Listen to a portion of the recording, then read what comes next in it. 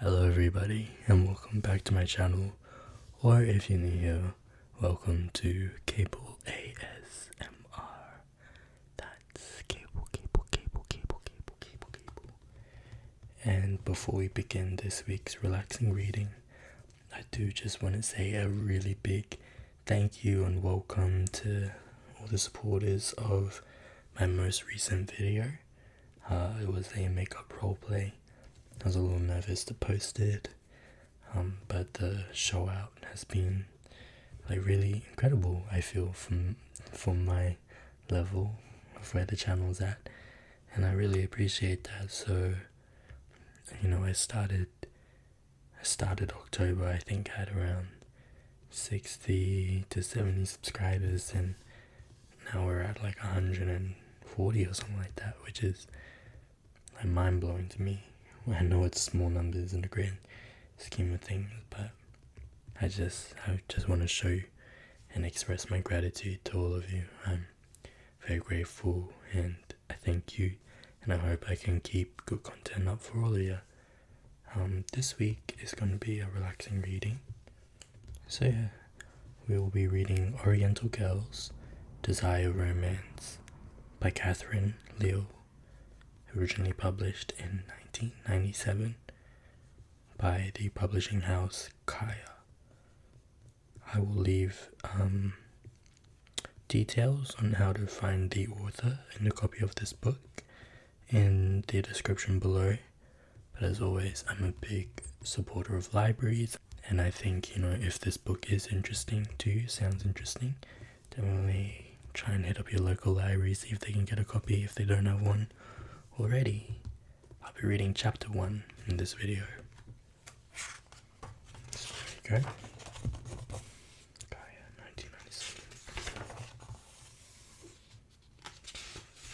Alrighty. So chapter 1 is called Monday in Park with Brian, and it's 24 pages. I spent Monday in the park with Brian. It was a holiday weekend, and we had been wandering through the city streets all day.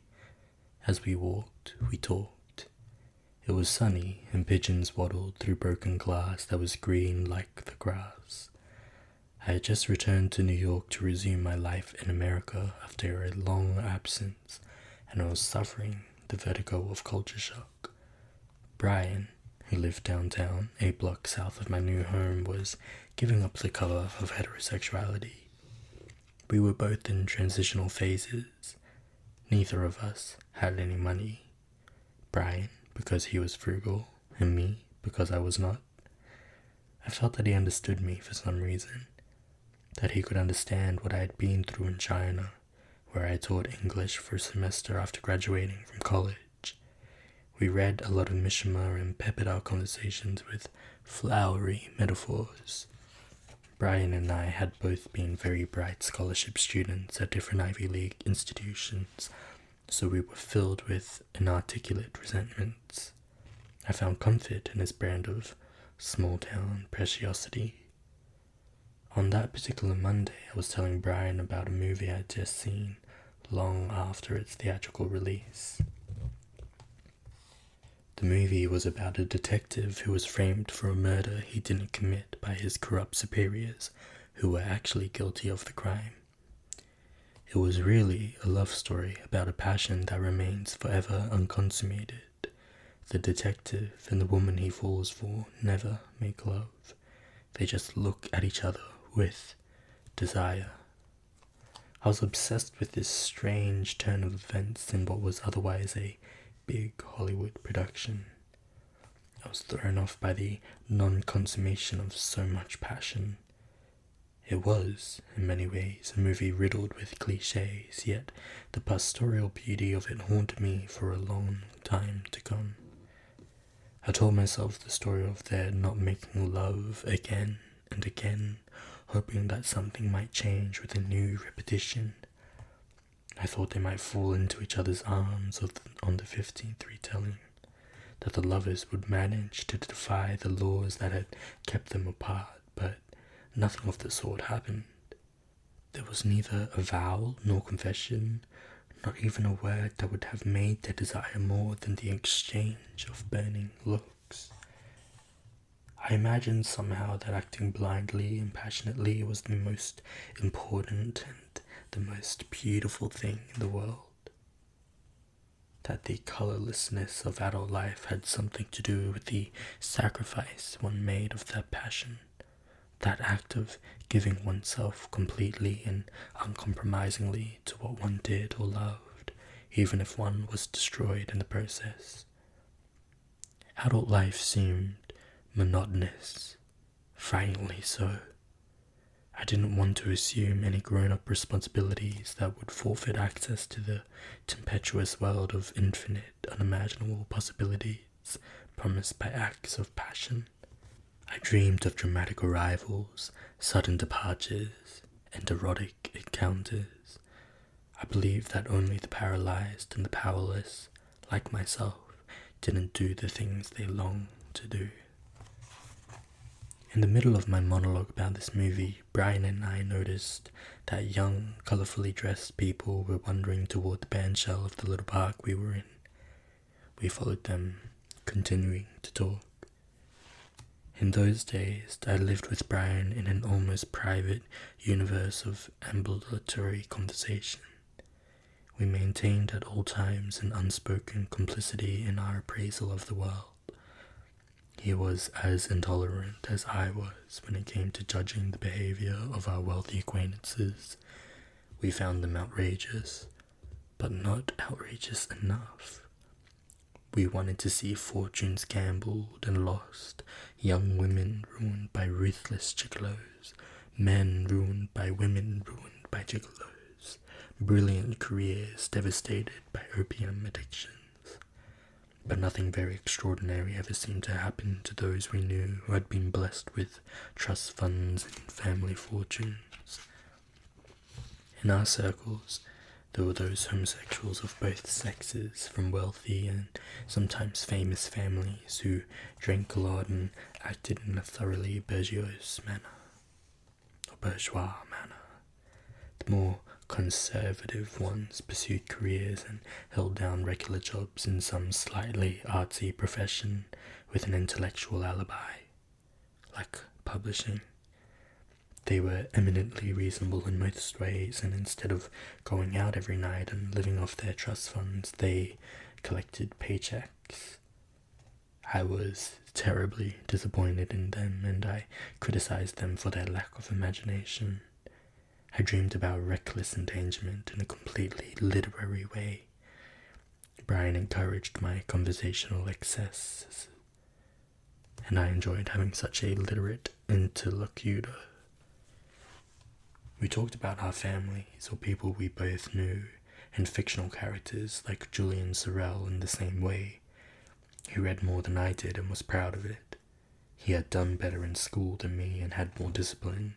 He was a man, after all, and closeted, and he could get along with the more conservative factions of the literature department in a way I thought I couldn't. Brian and I were sensitive to all forms of pretense and pretension on the part of our peers, not understanding that they were merely different modes of communication. We were articulate and polite, and we played at being well-bred, but we were not. We were absolutely undomesticated. I remember, for instance, a time when we were having coffee at an East Village cafe with a group of former school chums of mine, none of whom I knew very well. One of the women, an Upper West Side private school and Ivy League graduate, went into raptures about the 18th floor dining hall of the Graduate Center, where I had begun my graduate studies. She said she had had tea there with her mother, and they had found it so charming, so lovely. It was so unusual to find such a spot in Midtown Manhattan. I was taken aback by her effusive eulogizing. I see now that she was trying to let me know that because the graduate center was in fact a comparatively poorly funded public institution of higher education without a campus and completely lacking in glamour, it was really and truly a wonderful thing that someone with my credentials would condescend to go there.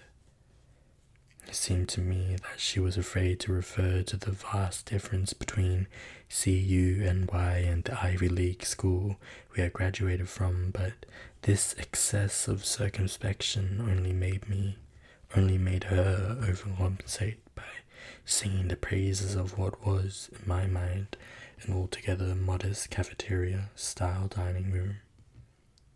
Her attempts to demonstrate her democratic sympathies fell flat. I began to take offense. This conversation marked my psyche so deeply that for many years afterwards, every time I went to the 18th floor dining hall of the graduate center, I found myself oddly disappointed by its utter banality, its utter lack of character, and I would catch myself thinking of my former classmates' unusual enthusiasm for a place that served barely acceptable food in a vaguely late 60s institutional setting. I realize now that my quickness to take offense was merely a hypersensitivity about my own lack of means. The graduate center seemed to be a place where a poor graduate student might end up. It was, after all, a public institute with very low tuition, and because of the glorious reputation of the undergraduate institution I had attended, I should have had a reprieve from all forms of material privation. I should have aspired to only the best and finest and most expensive centers of higher learning. Money should not have been an object. If I wanted to do graduate studies in New York, I should have at least had the good sense to go to Columbia. I told her that I found the cafeteria completely unextraordinary, and we left each other, both a little exhausted. I imagine, from our fruitless efforts at a conversational communion. I was so critical of people, but then there was so much that I was not prepared for. Many years later, I was to meet another one of these young women. A poet, I believe, had an opening for a show I had organized. I asked her what she was doing so far downtown. I didn't know that she was married to a painter. She tossed her long, straight hair over one shoulder and said without much self-consciousness, "Well, I suppose I'm a patron of the arts." And then there was an awkward silence between us. I found that I had absolutely nothing to say to this strange creature who was so self-possessed and so completely happy to be herself. This was a time, however, when young men and women found it to their advantage to act 40 at 20. Many of the most privileged modelled themselves after the most conservative forms of behaviour, hoping that this would somehow guarantee their status in the world. It was only later that I realized that marriage was, for her, an act of patronage. For her, giving herself to a man was a supreme act of charity. For who would not be awed by what a Jewish neighbor of mine would call this shiksa goddess?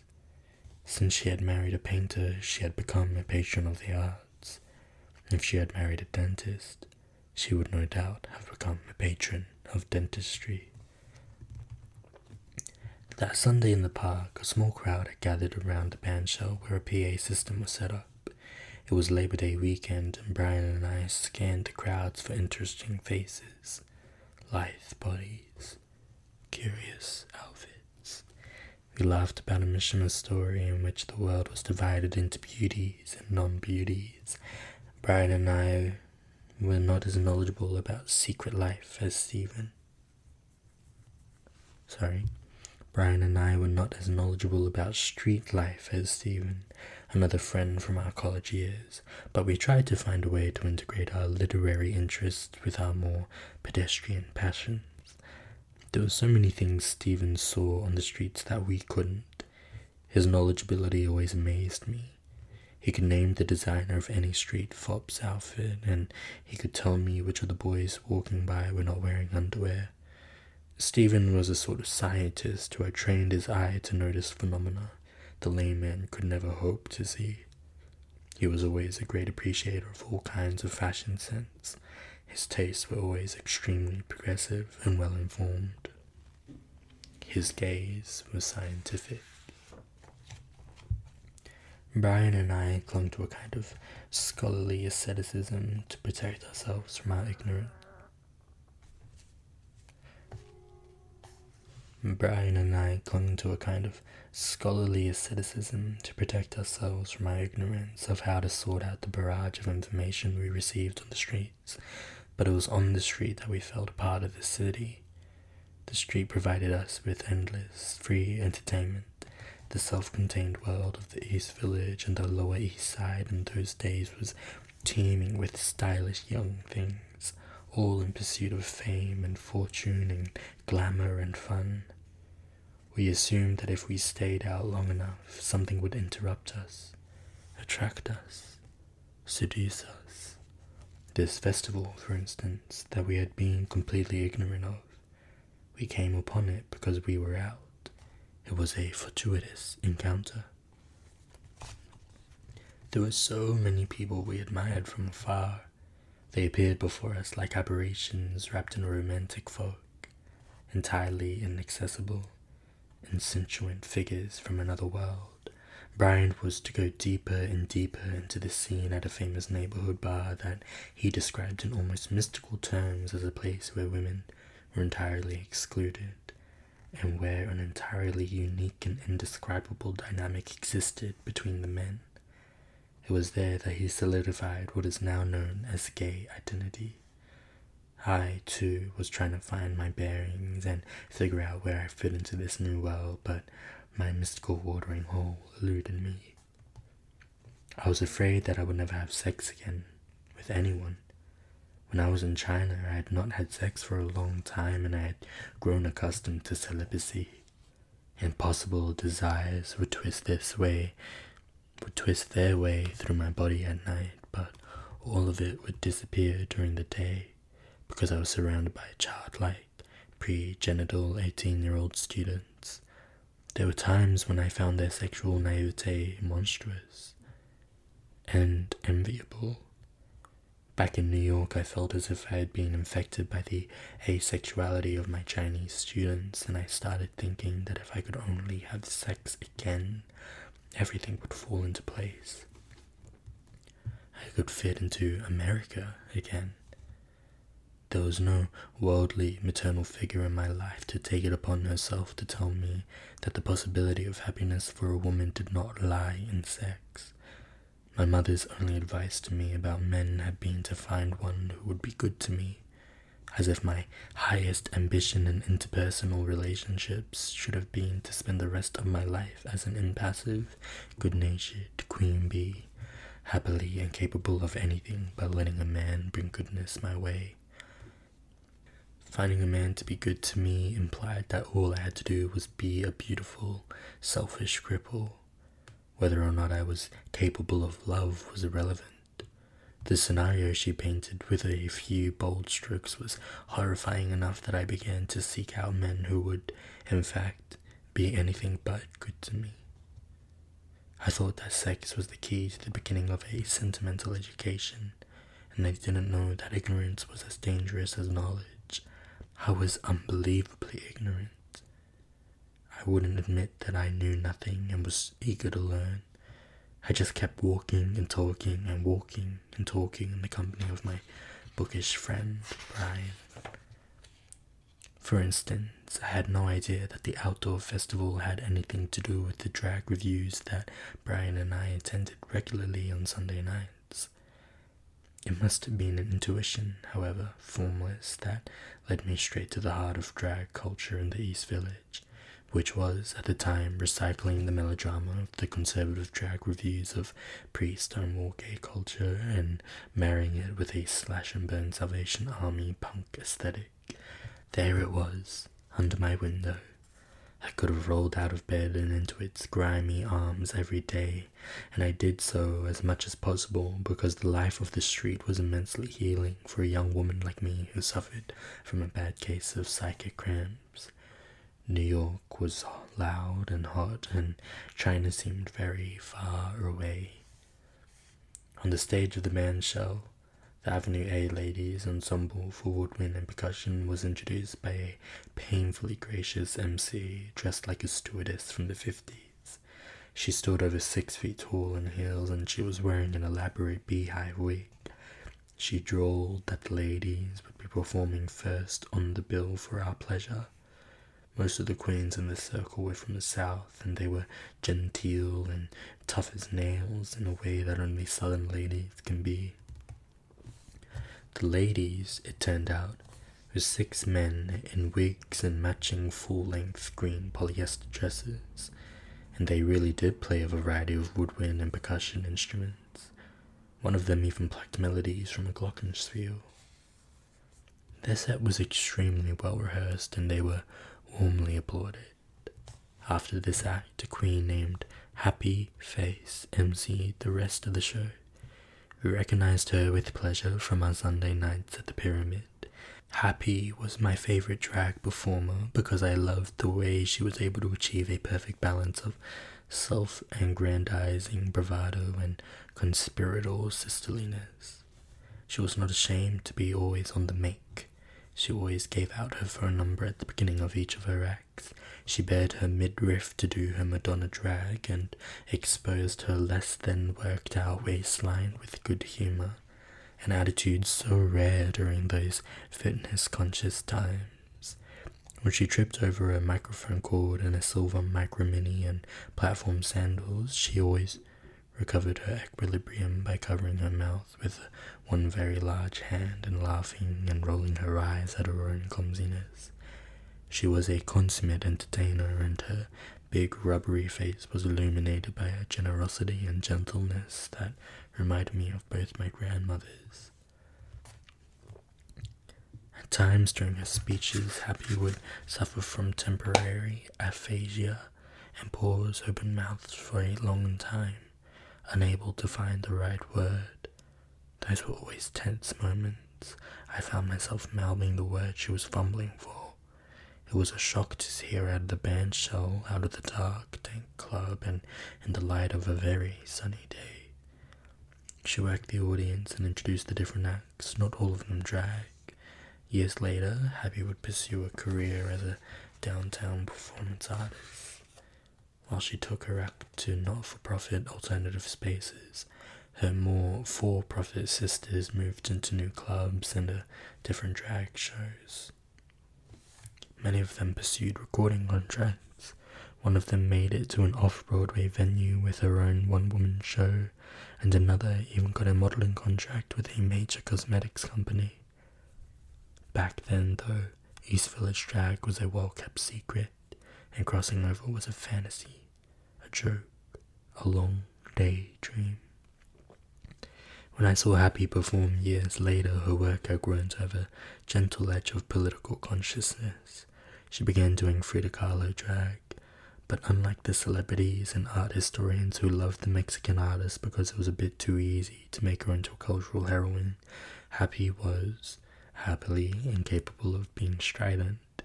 In Frida drag, she wore a stuffed parrot on one shoulder and complained about her back, spoke in a mixture of English and Spanish, and made a guacamole that was actually an allegory for the people's struggle. Happy's sisters cultivated more traditional showgirl careers. They were more interested in the showbiz, the glitz and glamour of entertainment. They ran in a fast crowd and became celebrities of the demi-monde. Happy, it turned out, was more interested in art.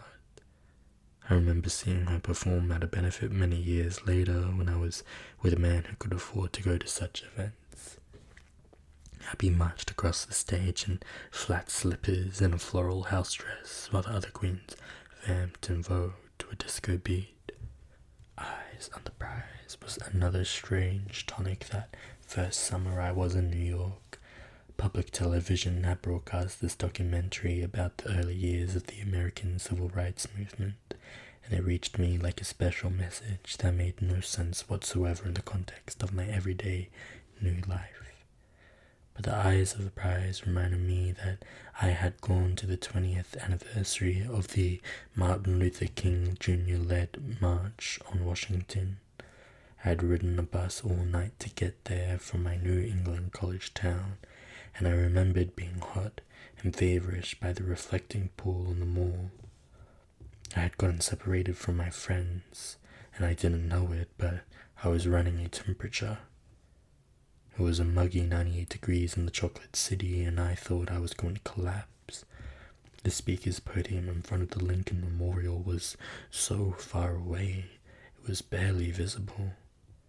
As Jesse Jackson's voice boomed from the loudspeakers, I looked up and saw a slim, old, black woman across the pool, and it occurred to me that she had probably been to the very first march on the Capitol 20 years before.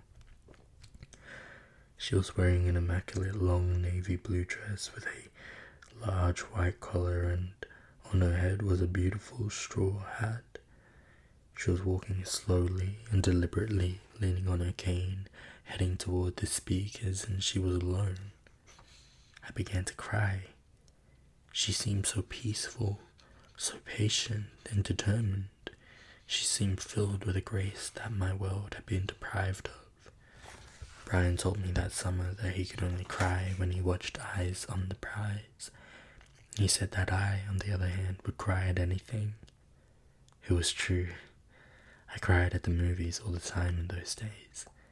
I found the darkness of a movie theater as comforting as the crowds on the street, and when I finally got to see the documentary, I sobbed in the not-so-comforting space of my cramped living room. Eyes on the Prize was about the struggle for dignity on the part of courageous people who defied the authorities, risking everything in order to guarantee a better future for their children. In our world, 20 years later, everything political seemed so rotten. The conservative leaders were sharp, power-hungry, and thoroughly corrupt, but they had a certain charm compared to the soggy liberals whose self-righteousness and guilt were just as unappealing. Brian told me that he often thought about the 2 Columbia students who were killed when they went down south to register black voters during the Civil Rights Movement. He wondered out loud about how long ago that seemed, how their martyrdom was almost mythic, and only 20 years later, in a completely different political climate, when most Ivy League graduates could think of nothing better to do than make a lot of money. The few do-gooders who joined the Peace Corps seemed just as absurd to me as their greedier peers. 2 decades after Martin Luther King Jr. led the March on Washington, it was the belief of the popular president that being poor in this country was a sign of perversity and laziness.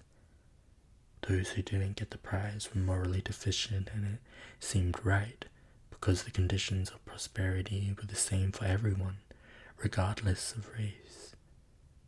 I enrolled in graduate school at the height of this spiritually impoverished, money-worshipping era. When I was home alone, I thought about who I could call, what I could do, where I could go. Since Brian was my only friend, I would call him and we would go out. When he and I headed our separate ways at the end of each evening, I told myself that I needed to be alone, that this was good for me. I needed this like I needed a hole in my head. The end of each day seemed like a big, unbearable blank. How was I going to make any sense of life in this place when I couldn't connect one day with the one that followed or preceded it? There was an inconsistency to my existence that I tried to remedy, but I hadn't been gifted with the single-mindedness of a Madonna to get through one day and arrive at the next with nothing but ambition on my mind. What I wanted escaped me entirely. It was on one of the last days of that long, hot, smelly summer that I first met Bruno. I was at a party and a bit drunk. I could barely see who he was or what he looked like. I was sitting on a low couch and he stood there in front of me, blocking my view of the living room. He was just a dark silhouette. When he asked me to dance, I got up and said, sure. I had nothing else to do. I had been waiting for something to happen. I didn't even think of saying no. When he put his arm around me and dug his crotch into me, and I don't even remember if I liked it. I was impressed by his lack of decorum and his violation of what was considered good manners. I've always been susceptible to a certain kind of shamelessness in the art of seduction, but the first time I saw him, he was nothing to me. He was less than nothing. It was only later that I made him into a cross between Marcello Mastroianni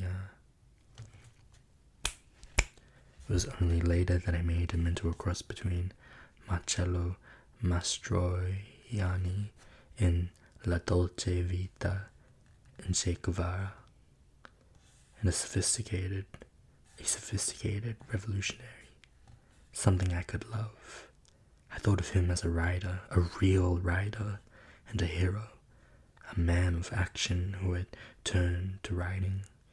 He had been involved with the autonomia movement in Italy and the so-called resistance, the last grasp of collective protest on the part of the intellectual left in the Western Europe against the capitalist system.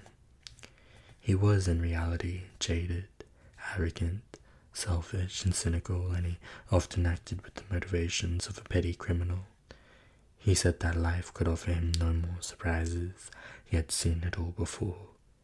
His smugness infuriated me, but at the same time I had a girl's fantasy of what it meant to be a man, and I made him play his part. This suited him just fine for a while. When I first met him, I thought he looked old and pretentious, but then I lost my first impression of him entirely because he showed me a little attention, even a little tenderness, at a time when I was hungry for both. I began to cling tenaciously to everything he said about his past. I twisted it around and around until it fit into this picture of him that I was painting, and my God, it was a work of art. I was hungry for love, but I was too terrified to ask for it, and I certainly didn't know how to give it in return. I showed up at his doorstep like a lost animal, unable to ask for what I wanted, hoping that he would explain me to myself. He could take me in without asking any questions, but he stopped calling after our first few encounters. There was always an edge of hostility to my overtures.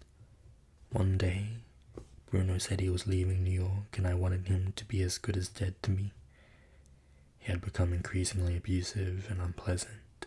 I told him it was over and tried to put him out of my mind, but I had spoken too soon. It was around Christmas. He stayed away a long time and he met another woman in Europe. Not even a woman, a girl. He came back to New York and she was due to arrive in a few months. It was over between us. I had said so myself, but I desperately wanted to see her. I tried to stay away from him at first, but I couldn't stop myself from calling him and going over to his house. I went to his place a week before she was to arrive, just to sleep in his bed. Just to get out of my house, I told myself. He let me stay and we had breakfast and he laughed at my jokes. He had a cold, so I even made him meals. I thought that the inevitable would go away and he would fall in love with me because I was finally trying to be good to him. How could this be happening to me, I wondered, every day that winter and the following spring? What happened to all my pride? My anger, my self-assured distance on everyone else's romantic problems. The girl eventually came, despite my inability to believe that she would. I could never ever talk about this affair except in a faltering way to Brian. Only Brian knew the whole story, but what could Brian do with what he knew? It's going to be a long, cold winter, I said to myself, longer than the long, hot summer. I've been alone all day, and even though I'd like to say that life is okay, it's not.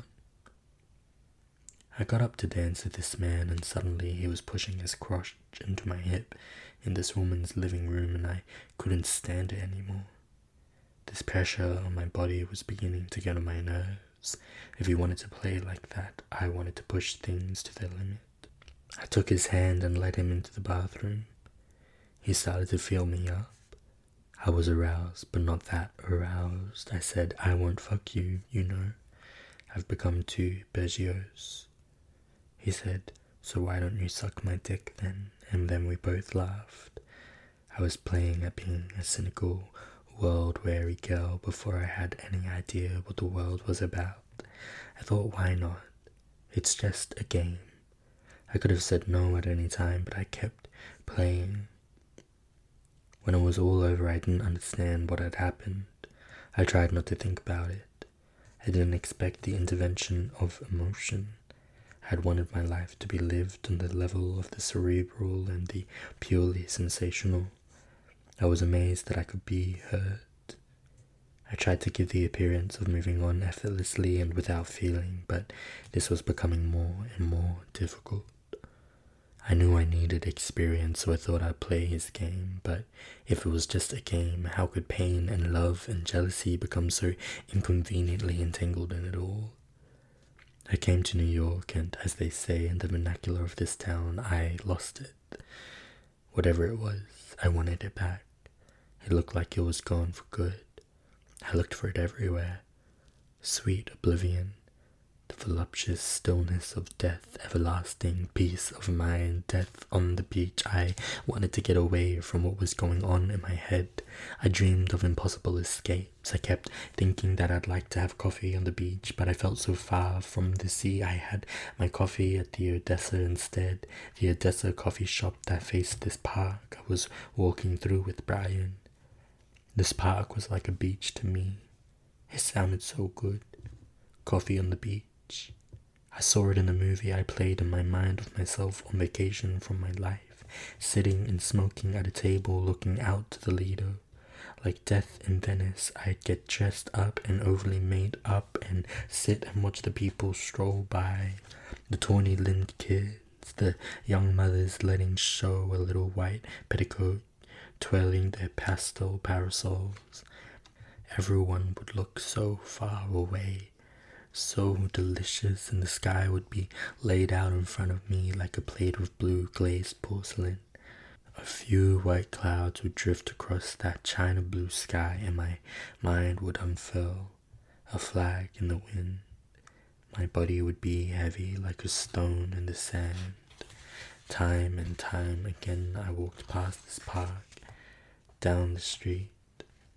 I wandered out of my house, looking for the sun that set into the end of a block I didn't live on. I followed the sun to the end of its journey at the end of the day, all the way to the West Side piers, watching it drop into the horizon, into New Jersey. I'd feel a little better. It calmed my nerves. If I couldn't go to the beach, at least I could walk to the water. I looked for signs of hope in the natural world. I looked for traces of oblivion in the bottom of my coffee cup, for a sign, a sure sign of Bruno's demise and my happiness. I always thought about the part in Hiroshima Mon Amour, where the French actress tells her Japanese lover the story of a youthful affair in flashbacks. She speaks of having fallen in love when she was very young during the war with a German soldier. At the end of the war, still blissfully oblivious of the crime it was to love a German soldier, she continues to meet him in the fields of central France, where they consummate the madness of an intoxication that is sometimes, in hindsight, called love. When one day she finds the body of her recently shot lover at their appointed meeting place, she throws herself on it, holding him as he dies, and it seemed that she was relieved when she felt that his body was finally cold. As I tried to figure out how to engineer a dramatic denouement in my own life, I found solace in my long rambling walks with Brian. Many times Brian and I would see people we knew and we wouldn't say hello. We moved like terrorists through the streets, hoping not to be recognized. We were all alone and we had so many secrets. The days grew shorter and shorter until it seemed that the sun was going to disappear altogether. During the coldest months of the year, I longed for summer, and just when I thought it was hopeless, winter broke. I woke up one morning and I forgot that Bruno was dead. Gone. Then it struck me that yes, he was indeed out of my life, as good as dead. Finally, irrevocably. And yet, everywhere I turned there was the sound of his voice, saying, "Hey, did you read these? Hey, look at these.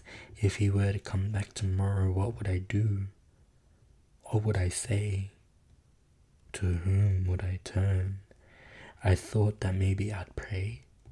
Maybe I'd go to church and light a candle that would make me forget. The candle would burn out, and when it did, I'd have forgotten him and my life would be my own again. It seemed I had gotten it all wrong, that I had suffered for someone who did not love me, for someone who barely wanted to exist for me at all. Then I began to realize that I didn't know what getting it right would have meant. I didn't know that it is very common to suffer for a love that exists exclusively in one's own feverish imagination. I came to New York so that I could suffer for love. I had come to a point in my life when I could no longer neglect my sentimental education, but I was being a very bad sport about it all. I could only think of vengeful, murderous thoughts about Bruno.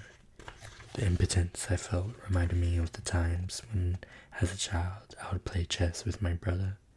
He would always win. Once, when I saw that he was beating me, I got so angry that I swept all the chess pieces to the floor, hissing that I hated this stupid game. He was furious and said that I only hated this game because I was not good at it. He was angry because he had been winning but wouldn't be able to see his victory through. I was wondering how he had gotten me to play a game I couldn't win. I said again that I hated the game, and he said I was stupid. He told me I was just like a girl. I did feel stupid. I felt just like a girl, though I had tried so hard not to be stupid, not to be like a girl. I once overheard two students who looked like football players talking in the streets of our college town. One of them said to his friend, "So she says to me, just like a girl, she says, 'Oh, come on, let me suck your dick.' Can you believe that?" I walked around for months thinking, come on, let me suck your dick. I was trying so hard not to be just like a girl, but it wasn't working. Being a girl seemed to be about being tricked into playing games you couldn't win and then being called stupid for it. Being a girl meant that you could be misrepresented and misquoted by a man in order to enhance his reputation. I was determined to find a way of being a girl that would get everyone back for such a gross injustice. I discovered the short-lived thrills of cultivating a dirty mouth and being bad, but I still heard a terrible whining noise in my head. It stayed with me for a long time. I knew what it meant. Emergency, emergency, would Angie Dixon, that sexy policewoman, come to my rescue? Show me how to be female under such inadmissible circumstances. I needed guidance desperately. I needed advice, but I allowed myself to believe that what was really missing from my life was a television set. I knew that watching TV wasn't being just like a girl. Everyone did it, so it felt like a very safe way of spending one's time. Being a girl was beginning to feel more and more dangerous. Sometimes I had fantasies of heading for the barren hills of Sicily. The Sicilians were an ancient, conquered people who didn't waste a minute trying to reconcile the real with the unreal, the true with the false, the high with the low. I dreamed about it in other places where it was impossible to be a thinking single woman. I romanticized brutal peasant cultures. I didn't want to think about China anymore, but vivid memories of Beijing would surprise me at the most unusual moments. I would suddenly remember the Uyghurs, exotic nomads from Xinjiang, who would barbecue spicy lamb shish kebabs on street corners. I would remember riding my bicycle through the maze-like back alleys of the city where old men were clipped, shaved and trimmed at open-air barbershops in the dry cold of winter. The old ladies sat next to giant scales, collecting a few pennies from passersby who wanted to weigh something they owned, or merely themselves. I tried to put out of my mind completely the dust that was swept into the city by sharp Eurasian winds of the Gobi Desert, but it would suddenly occur to me that dust settled everywhere. One's clothing, one's hair, one's books. I wanted to abandon the China in order to survive the impossibility of existence here in the New York. It was not impossible to understand that I needed love, but I didn't want it. It was not impossible to understand that there was pleasure in denial, that there was no end in sight to all the nothing, to all the sadness. I tried not to experience it. I didn't even know where the pain came from. How could I possibly have gotten rid of it or escaped it? Sometimes I was haunted by the idea that there was no one who would help me if I stumbled, as I often did during my first years in New York. I was afraid that I would never be able to communicate to anyone the intensity of my experience. I thought I would die and all of this would disappear with me, and it seemed so important to me that this not happen, that something of me survived. Even during my darkest moments, I was convinced that I had to make a mark that would exceed the limits of my sad, ridiculous life. In the meantime, I sought refuge in the comforting illusions of intense friendships and shared resentments. As I groped and faltered through my first years in the city, I could not keep my eyes on any prize. I was almost completely blind. And that was chapter 1.